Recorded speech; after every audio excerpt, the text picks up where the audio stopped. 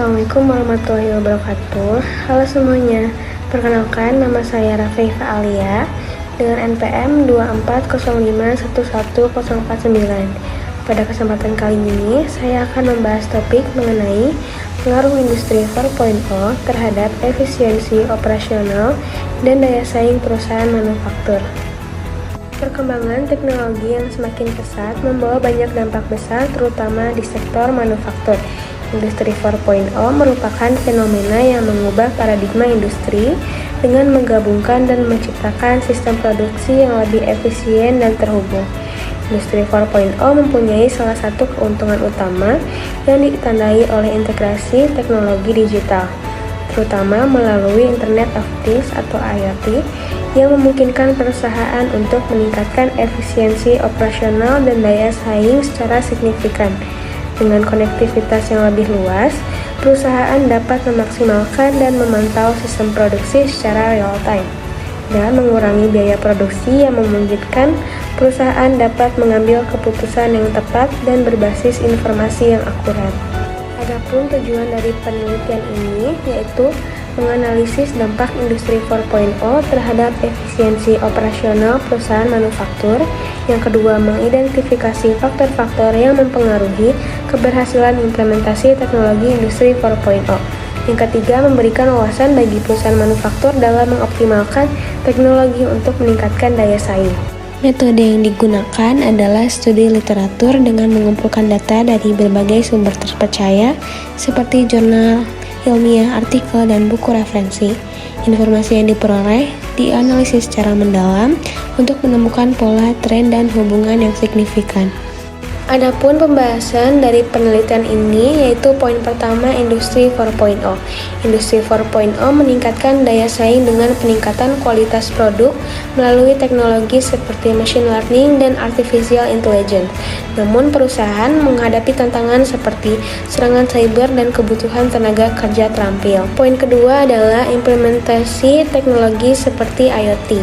Implementasi industri 4.0 membawa peningkatan signifikan pada efisiensi operasional.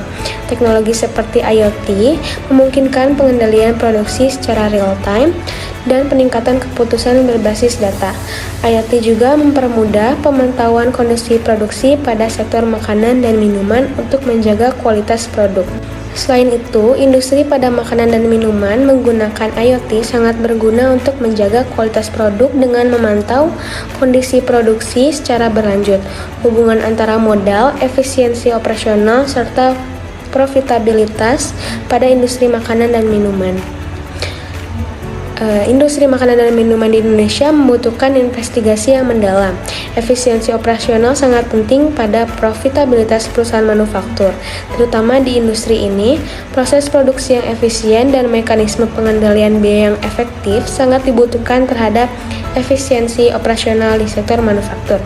Hal ini sejalan dengan program Making Indonesia 4.0 pada perusahaan manufaktur sejak 2018. Daya saing perusahaan manufaktur menjadi fokus dalam program Making 4.0 perlu dianalisis melalui perbandingan perusahaan manufaktur lainnya. Terakhir yaitu tantangan.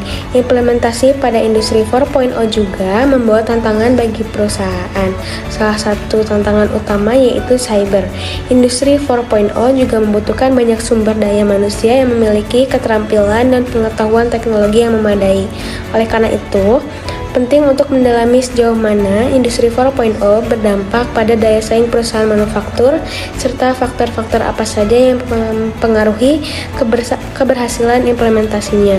Sebagai kesimpulan, industri 4.0 memberikan pengaruh yang signifikan terhadap peningkatan efisiensi operasional dan daya saing perusahaan manufaktur melalui teknologi digital seperti IoT, machine learning, dan artificial intelligence. Perusahaan mampu memantau produksi secara real-time, mengurangi biaya, dan meningkatkan kualitas produk.